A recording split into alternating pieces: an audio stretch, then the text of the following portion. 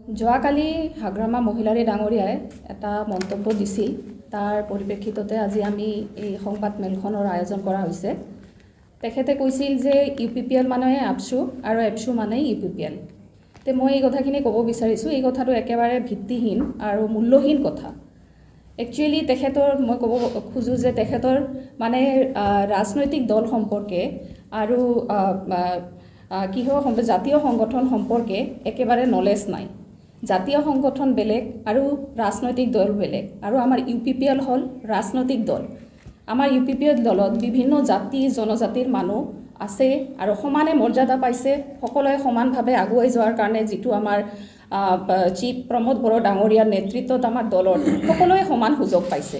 ইয়াতে মই এজনী মুছলিম মহিলা হয়, ময়ো ইয়াতে দলত কেন্দ্ৰীয় পৰ্যায়ত আছোঁ আৰু সমান অধিকাৰ চবেই পাইছে। ইয়াতে আমাৰ মাজত বেংগলী আছে, আদিবাসী আছে, নেপালী আছে, আৰু আমাৰ 7টাকে চেল আছে। প্ৰতিটো জাতি জনগোষ্ঠীক মানে ইয়াতে সমান সুযোগ দিয়াৰ কাৰণে আমাৰ চেলবিলাক আছে আৰু ইয়াতে সকলোৱে সমান সুযোগ পাইছে। একচুৱেলি মই ভাবোঁ তেখেতৰ মতিভ্ৰম হৈছে, কাৰণ তেখেতে UPPLৰ উত্থান চাই মানে কি ক'ব কি নক'ব নিজেই গম নাপায়, আবুল তাবুল বকি আছে। গতিকে তেওঁৰ কথাবিলাক একেবাৰে মূল্যহীন আৰু অৰ্থহীন কথা মই ক'ব বিচাৰোঁ। আৰু তেখেতে এইবিলাক কথা কোৱাৰ আগতে ভাবিব লাগে ৰাজনৈতিক দল কি আৰু ইফালে আপোনাৰ জাতীয় সংগঠন কি।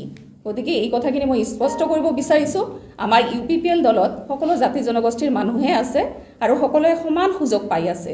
ইয়াতে একো কিন্তু নাই, আৰু সকলোৱে চাই আছে আমাৰ UPPL দল অহাৰ পিছৰ পৰা শান্তিৰ পৰিৱেশ এটা হৈছে। সকলো জাতি জনগোষ্ঠী সমানে আগুৱাই গৈ আছে, এতিয়া এটা শান্তিৰ পৰিৱেশ আছে। গতিকে এই বাতাবৰণটো তেখেতে কেনেকৈ নষ্ট হ'ব তাৰেই ষড়যন্ত্ৰ কৰি আছে। গতিকে তেওঁক মই ক'ব বিচাৰিছোঁ যে এই ধৰণৰ ৰাজনীতি কৰিব নালাগে, য'ত মানে তেওঁ নিজেই মূল্যহীন কথাবোৰ মানুহৰ আগত কৈ ফুৰে। ধন্যবাদ। কৈছে আমাৰ সন্মানীয় চিফ প্ৰমোদ বড়ো ডাঙৰ কথা। তো আমিও শুনিবলৈ পাইছোঁ যেতিয়া BPF চৰকাৰ আছিল, মানে যিটো আপোনাৰ শ্ৰীৰামপুৰ গেট তাতে বস্তাই BPF মানে টকা কালেকশ্যন কৰিছিল, আমিও শুনিবলৈ পাইছোঁ।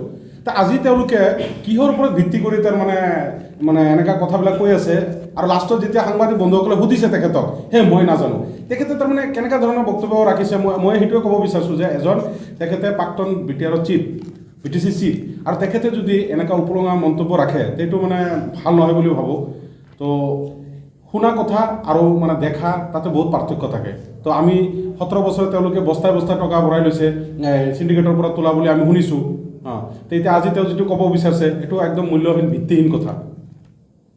এইবিলাক আমাৰ BTR চৰকাৰক, আমাৰ প্ৰমোদ বড়ো ডাঙৰীয়াৰ তেখেতৰ মানে যি প্ৰতিচ্ছবি ইয়াক মানে ধূলিসাৎ কৰাৰ কাৰণে কিছুমান ষড়যন্ত্ৰ তেওঁলোকে লিপ্ত হৈছে। তাৰমানে একচুৱেলি অকণমান আগত আমাৰ বাইদেউ ডাঙৰীয়ানী কৈ গৈছে যে আমাৰ UPPLৰ উত্থান দেখি কিনে তেওঁলোকে তাৰমানে ভীতিগ্ৰস্ত হৈছে।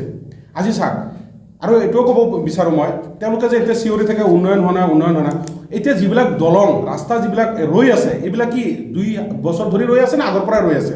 আমি যিমান পাৰোঁ এই 2টা বছৰত আমি আপোনালোকক, সেইদিনা আমাৰ প্ৰমোদ বড়ো ডাঙৰীয়াই সংবাদ মেল কৰিছে, আমি কি কাম কৰিলোঁ, কি কৰা নাই, গোটেইখিনি আমি প্ৰেছ বিবৃতিৰ যোগেদি আমি ওলাই দিছোঁ। তো 17 বছৰে হাগ্ৰামা মহিলাৰ নেতৃত্বত যিটো BPF চৰকাৰে শাসন চলাই আছে, তেওঁলোকে এনেকৈ প্ৰেছ মিট কৰি কেতিয়াবা মানে ৰাইজৰ আগত তেওঁলোকৰ যিখিনি কাম তেওঁলোকে কেতিয়াবা দেখুৱাইছেনে? আমিতো এইবিলাক চোৱা নাই, কাৰণ আমিও BTCত বসবাস কৰি আছোঁ।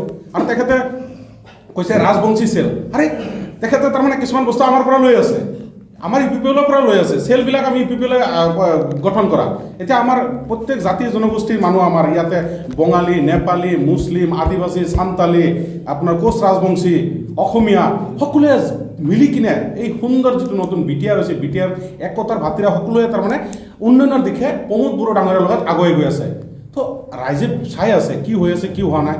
আৰু তেখেতে কৈছে এজন জনপ্ৰতিনিধি যেতিয়া এছেম্বলিত নাযায়, ইয়াতকৈ আৰু দুখৰ বিষয় কিবা হ'ব পাৰে নেকি? তেখেতে কিবা এটা কৈছে কিয় যাব? আৰে সেইটো তেখেতে নিজে চিন্তা কৰক, বিবেচনা কৰক। এজন জনপ্ৰতিনিধি যদি হয়, সাংবিধানিকভাৱে তেখেতৰ কিমান মানে ৰাইজৰ প্ৰতি যিখিনি সাংবিধানিকভাৱে যিখিনি দায়িত্ব আছে সেইখিনি তেওঁ পালন কৰিছে নে নাই, সেইখিনি আপোনালোকে চাওক। তো এইবিলাক ভিত্তিহীন, মূল্যহীন, কাৰণ আমাৰ UPPLৰ উত্থান দেখি তেওঁলোকে মানে ভীতিগ্ৰস্ত হৈছে। তাৰ কাৰণে এইবিলাক তেখেতে মানে বিভিন্ন সভাই সমিতিত গাই পৰি আছে।